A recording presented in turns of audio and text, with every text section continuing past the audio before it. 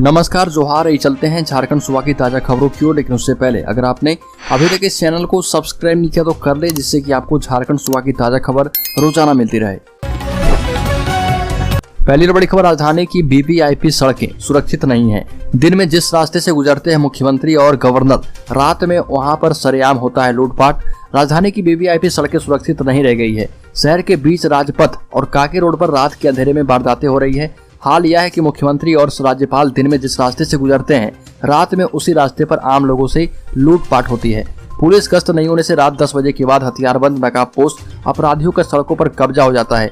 फिर चाहे bike car सवार हो या पैदल यात्री, दावली और पिस्टल दिखाकर अपराधी लूटपाट को अंजाम देकर आराम से फरार हो जाते हैं। इधर ड्यूटी पर तैनात पुलिसकर्मी भी सुनसान जगहों पर गाड़ी खड़ी कर रात भर गहरी नींद में सोते रहते हैं और सुबह होते ही शिफ्ट बदली होने के बाद अपने अपने घर चले जाते हैं। अगली खबर, हजारीबाग में सर्वे करने गए हजारीबाग के कर्मचारियों ने 35 करोड़ की 28 एकड़ जमीन अपने नाम करा ली। इस मामले में प्रमंडलीय कार्यालय के बंदोबस्त पदाधिकारी महेश कुमार संथालिया ने आपात बैठक बुलाई और 9 सदस्यीय कमेटी गठित कर दी है, जिसमें 4 सदस्यीय कमेटी और 5 सहयोगी शामिल हैं।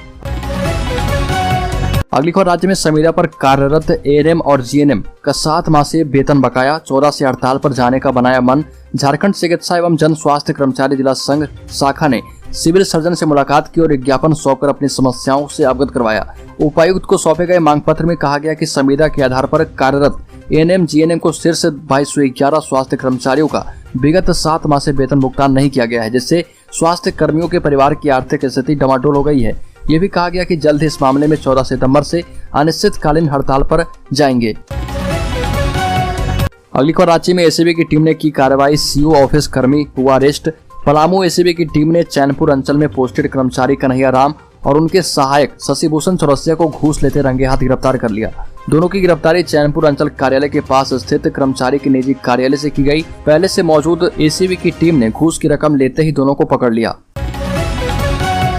अगली खबर, सीएम हेमंत सोरेन के बरहेट विधानसभा क्षेत्र के विधायक प्रतिनिधि पंकज मिश्रा के खिलाफ ईडी 16 सितंबर तक हर हाल में चार्जशीट कर देगी और इसकी तैयारियां पूरी हो चुकी है। ईडी की चार्जशीट में यह स्पष्ट हो गया है कि पंकज मिश्रा ने अवैध खनन में सहयोगियों के साथ मिलकर करोड़ों की मनी लॉन्ड्रिंग की है। पंकज मिश्रा एवं उनके सहयोगियों पर अवैध खनन से 100 करोड़ रुपए से अधिक की अवैध पत्थर खनन की ईडी ने अपनी चार्जशीट में पुष्टि कर दी है। उससे संबंधित साक्ष्य भी दस्तावेज के तौर पर अपनी चार्जशीट के साथ संलग्न किया है। अगली खबर, हेमंत सोरेन एवं शिबू सोरेन के पास अकूत बेनामी संपत्ति, फंसने पर खेल रहे आदिवासी कार्ड। भाजपा विधायक दल के नेता एवं पूर्व मुख्यमंत्री बाबूलाल मरांडी ने कहा कि हेमंत सोरेन और शिबू सोरेन के पास अकूत बेनामी संपत्ति है। चुनाव आयोग को सोरेन परिवार ने केवल 33 संपत्तियों की जानकारी दी है, जबकि उनके पास 108 संपत्तियां हैं। इसके अलावा भी कई बेनामी संपत्तियां हैं जिनके बारे में सिर्फ उन्हें ही जानकारी है। ये भी कहा कि सोरेन राज परिवार है। इसकी 108 संपत्तियों का साम्राज्य झारखंड के रांची, दुमका, धनबाद, बोकारो से लेकर दिल्ली, उत्तर प्रदेश तक फैला है और इनमें से 82 की जांच सीबीआई कर चुकी है। रांची के मोराबादी इलाके में शायद ही कोई जमीन का टुकड़ा बचा होगा जिसे सोरेन परिवार ने अपने नाम नहीं करा लिया हो। अगली खबर, आजसू के केंद्रीय अध्यक्ष सुरेश महतो ने कहा कि राज्य सरकार खतियान आधारित स्थानीय नीति की सिर्फ घोषणा न करे बल्कि उसे शीघ्र लागू भी करे। ये भी आशंका जताई कि कहीं यह सिर्फ घोषणा बनकर न रह जाए। ये भी कहा कि मुख्यमंत्री स्वयं विधानसभा में पहले कह चुके हैं कि 1932 के खतियान आधारित स्थानीय नीति लागू नहीं की जा सकती है, इसमें कानूनी अड़चन आ सकती है। अब उसी सदन में उन्होंने इसे लागू करने की घोषणा की है और इससे समाज में भ्रांतियां उत्पन्न हुई है। अगली खबर, झारखंड के मुख्यमंत्री हेमंत सोरेन को हटाने पर आने वाला है बड़ा फैसला।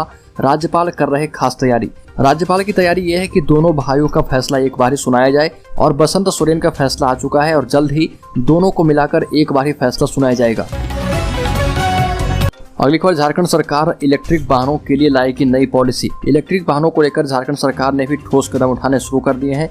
अब दिल्ली, पंजाब, हरियाणा, राजस्थान और छत्तीसगढ़ के बाद झारखंड सरकार भी इलेक्ट्रिक वाहनों को प्रोत्साहित करने की पॉलिसी ला रही है। पॉलिसी का ड्राफ्ट तैयार हो चुका है और 14 सितंबर को राज्य सरकार के कैबिनेट की मीटिंग में इस पॉलिसी को मंजूरी दी जा सकती है। सरकार का लक्ष्य है कि 2026 तक राज्य में कुल वाहनों में 10% इलेक्ट्रिक वाहन हो और इसके लिए सरकार इलेक्ट्रिक व्हीकल के खरीदारों को 10,000 से लेकर 1.5 लाख रुपए तक की प्रोत्साहन राशि भी दे सकती है। पिछले साल अगस्त में सरकार ने नई दिल्ली में इलेक्ट्रिक व्हीकल निर्माताओं को झारखंड की प्रस्तावित ईवी पॉलिसी की जानकारी भी दी थी। अगली खबर, झारखंड में 25,996 शिक्षकों की होगी भर्ती। शिक्षा मंत्री जगन्नाथ महतो का बड़ा बयान। झारखंड के प्रारंभिक विद्यालय में 25,996 शिक्षक बहाल होंगे। जिलावार शिक्षकों के पदों की यूनिट तय कर ली गई है। अब शिक्षकों के इन पदों को जिलावार रोस्टर क्लियरेंस होने के लिए भेजा जाएगा। रोस्टर क्लियरेंस होने के साथ शिक्षकों की नियुक्ति के लिए झारखंड कर्मचारी चयन आयोग को अधियाचना भेज दी जाएगी। झारखंड के प्रारंभिक स्कूलों में 50,000 शिक्षकों की नियुक्ति होनी है। इसमें पहले चरण में 25,996 सहायक आचार्य नियुक्त किए जाएंगे।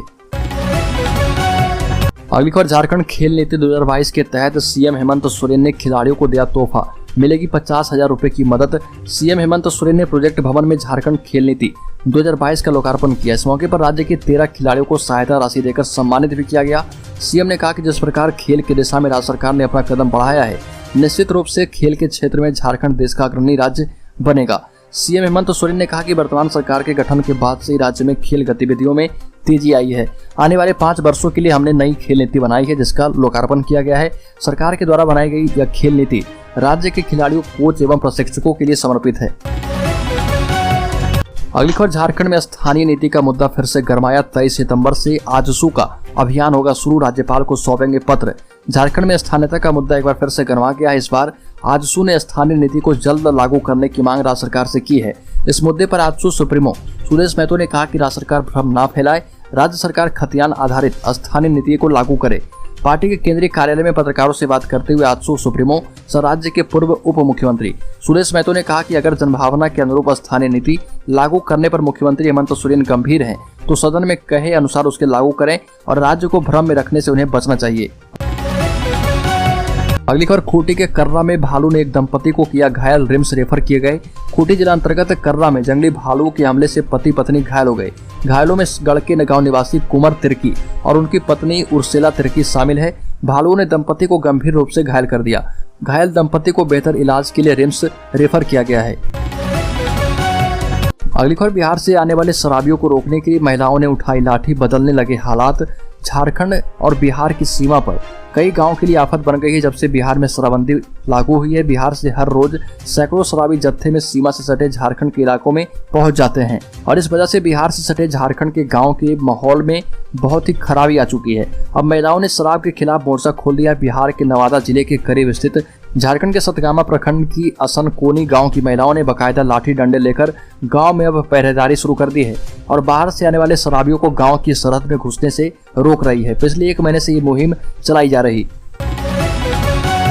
अगली खबर, पलामू में 50 दलित परिवारों को बेदखल करने पर भाजपा ने किया प्रोटेस्ट, सत्ता को ठहराया जिम्मेदार। झारखंड के पलामू जिले के पांडु इलाके में 50 दलित परिवारों को गांव से निकालने के मामले में जिला कलेक्ट्रेट पर भाजपा कार्यकर्ताओं ने प्रोटेस्ट किया। भाजपा के जमशेदपुर अध्यक्ष गुंजन यादव ने आरोप लगाया कि हेमंत सोरेन सरकार की सत्ता में आने के बाद राज्य में आदिवासियों और दलितों पर अत्याचार बढ़े हैं। राष्ट्रीय अनुसूचित जाति आयोग के उपाध्यक्ष अरुण हालदार ने कहा कि मुरुमातू गांव के टोंगरी पहाड़ी का दौरा किया गया है, जिसके बाद मीडिया के सामने पूरे मामले को सुनियोजित साजिश बताया गया। अगली खबर, बेरोजगार नागरिकों को इस योजना के तहत झारखंड सरकार देगी 5,000 रुपए। हमारे देश के कई नागरिक ऐसे हैं, शिक्षा पाने के बाद भी बेरोजगार हैं। ऐसे में उन्हें आर्थिक तंगी का सामना करना पड़ रहा। वहीं झारखंड में ऐसे नागरिकों को आर्थिक सहायता देने के लिए सरकार ने मुख्यमंत्री प्रोत्साहन योजना शुरू की है। योजना के तहत इन नागरिकों को हर महीने 5,000 रुपए की राशि प्रदान की जाएगी और योजना का लाभ सिर्फ तकनीकी रूप से प्रशिक्षित नागरिक ले सकते हैं, जिनके पास नेशनल स्किल डेवलपमेंट एजेंसी से किसी भी रोजगार या स्वरोजगार में शामिल न होने का प्रमाणीकरण है। अगली खबर, केंद्र सरकार ने कैंसर के इलाज में इस्तेमाल होने वाली 4 दवाओं को आवश्यक सूची में जोड़ा है, 26 को लिस्ट से बाहर किया। केंद्र सरकार ने कैंसर के इलाज में इस्तेमाल होने वाली 4 नई दवाओं को आवश्यक सूची में जोड़ दिया है। इसके साथ ही करीब 26 दवाओं को आवश्यक सूची से हटा दिया। स्वास्थ्य मंत्री मनसुख मांडविया ने आवश्यक दवाइयों की संशोधित सूची जारी की है, जिसमें 27 श्रेणियों के 384 दवाएं शामिल है। इस लिस्ट में रेनिटिडिन भी है और जो कि अक्सर एसिडिटी और पेट से संबंधित अन्य बीमारियों के लिए ली जाती है। इन दवाओं के सेवन से मरीजों में कैंसर होने की आशंका बढ़ने की बात कही जा रही थी। इसके बाद स्वास्थ्य मंत्रालय ने यह फैसला लिया है। अगली खबर, गोगरा हॉट स्प्रिंग से हटी भारत और चीन की सेनाएं। उज्बेकिस्तान में 15 और 16 सितंबर को होने वाले संघाई सहयोग संगठन के सालाना शिखर सम्मेलन के 3 दिन पहले भारत चीन सीमा से अच्छी खबर आई। पूर्वी लद्दाख के तनाव वाले गोगरा हॉट स्प्रिंग 15 क्षेत्र से भारत और चीन की सेनाएं पूरी तरह से हट गई। सूत्रों के मुताबिक यह अस्थायी निर्माण और बंकर तोड़ दिए गए हैं। इस बात की पुष्टि दोनों देशों के लोकल कमांडर ने जमीनी स्तर पर जायजा लेने की बात की। दोनों देशों की सेनाओं ने चरणबद्ध तरीके से इस क्षेत्र से हटने का काम पूरा किया है। दोनों देशों की सेनाएं अब अप्रैल 2020 वाली जगह पर पहुंच गई है।